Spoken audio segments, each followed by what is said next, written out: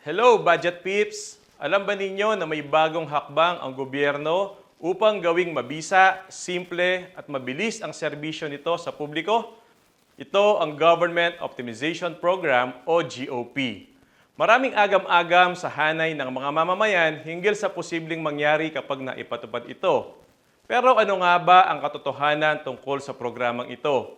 Tara na't pag-usapan natin yan dito sa Budget 101.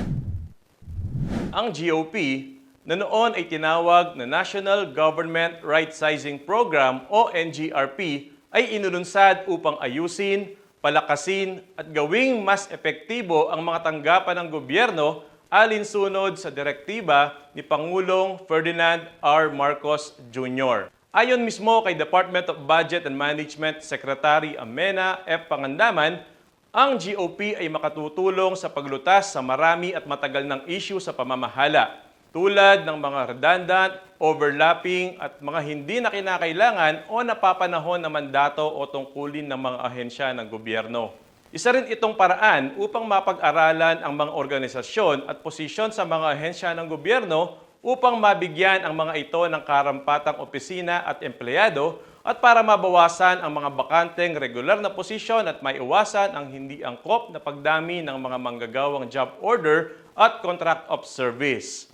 Paano nga ba ito gagawin? Una, kailangang tukuyin ang mga tungkulin at ahensya ng gobyerno na maaaring i-streamline o gawing mas simple upang mapabilis ang serbisyo at ang mga ahensya na kailangang palakasin upang maging mas mabuti ang paghahatid ng serbisyo ng gobyerno sa mga mamamayan. Sa pagpapatupad ng GOP ay mas mapapadali ang operasyon ng mga ahensya.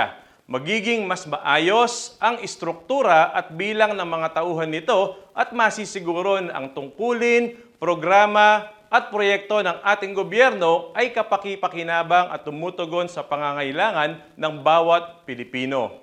Dagdag pa rito, sa pamamagitan ng pagpapatupad ng GOP ay magiging mas mabisa ang paggamit ng gobyerno sa pera ng taong bayan. At yan po ang ating Budget 101 ngayong linggo. Ako po si Director John Aris Makaspak ng DBM Systems at Productivity Improvement Bureau. Till next week, Budget Peeps!